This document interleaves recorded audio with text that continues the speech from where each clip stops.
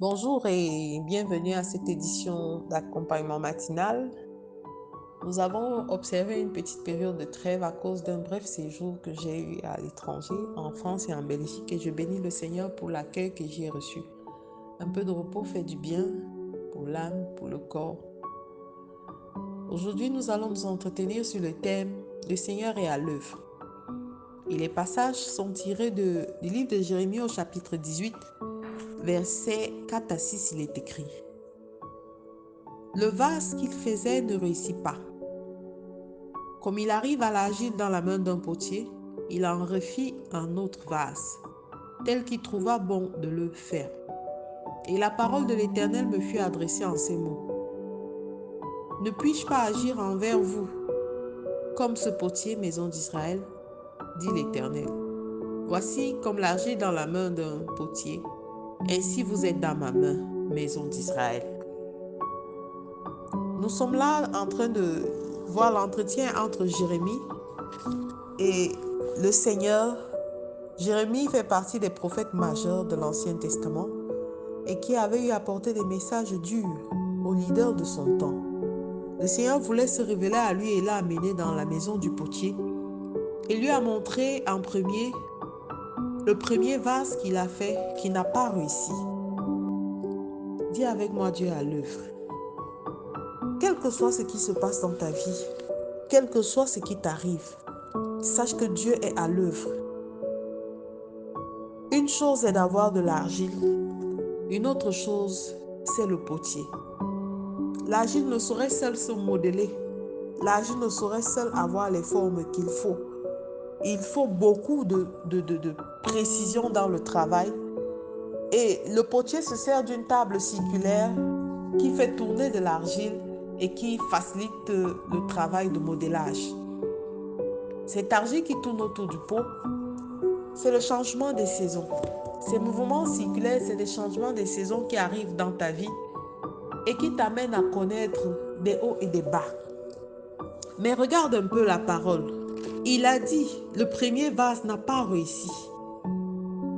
Le premier vase n'a pas réussi. La première version de toi n'était pas réussie. Tes premiers projets n'ont pas réussi. Il y a eu des problèmes, il y a eu des perturbations, il y a eu des dérapages. Mais est-ce à dire que c'est pour cela que le Seigneur n'était pas avec toi? Même lorsque le premier vase n'a pas réussi, le Seigneur était à l'œuvre. Il n'a pas lâché de l'argile. Il ne te lâchera jamais.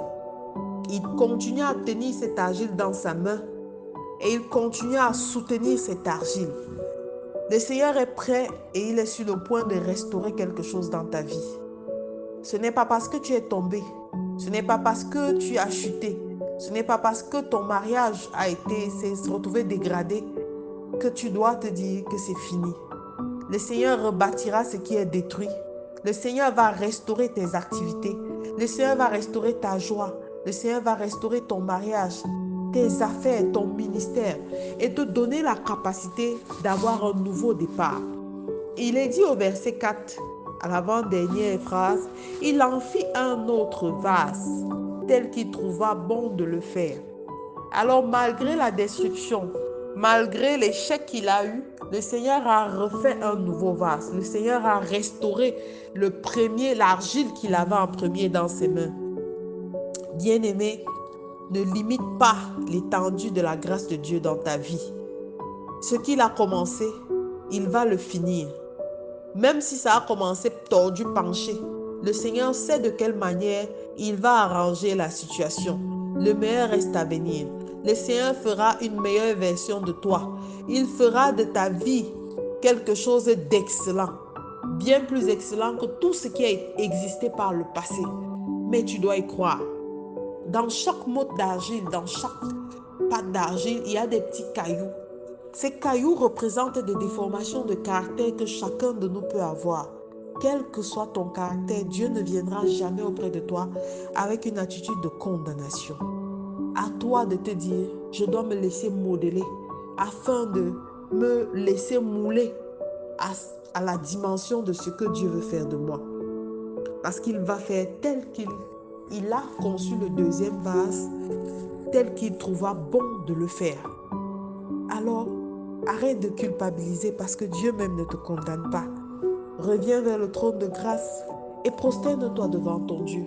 Et avec foi, espère, car le meilleur reste à venir. Le Seigneur est à l'œuvre dans ta vie. Ses mains ne t'ont jamais lâché. Il ne t'a jamais abandonné. Même lorsque tu tombais, il était là pour te relever. Parce qu'il est fidèle dans toutes ses voies. Médite la parole, attache-toi à lui. Et de cette manière, le caillou en toi, le caractère rocailleux, résistant en toi, rebelle, sera brisé. De cette manière seulement, tout ce qui te retenait captif va lâcher prise. Laisse-toi mouler car le Seigneur a l'œuvre dans ta vie. Ce matin encore, je bénis le Seigneur pour cette parole et je te recommande de faire cette prière avec moi. Père éternel, je te bénis parce que je suis dans tes mains comme l'argile dans les mains d'un potier. Donne-moi, Père éternel, la forme qui te plaît. Restaure, Père éternel, tout ce qui a été détruit. Et je crois fermement en toi parce que dans ton infinie grandeur, tu vas faire de moi ce que tu trouves bon. Je m'attends à toi et je m'attends à la meilleure version de tout ce que tu as à disposition pour moi, Seigneur. Béni soit ton Saint-Nom. Au nom de Jésus-Christ, nous avons prié. Amen, amen, amen. Je suis la révérende Sonia Antoinette et je vous souhaite une excellente journée. Shalom.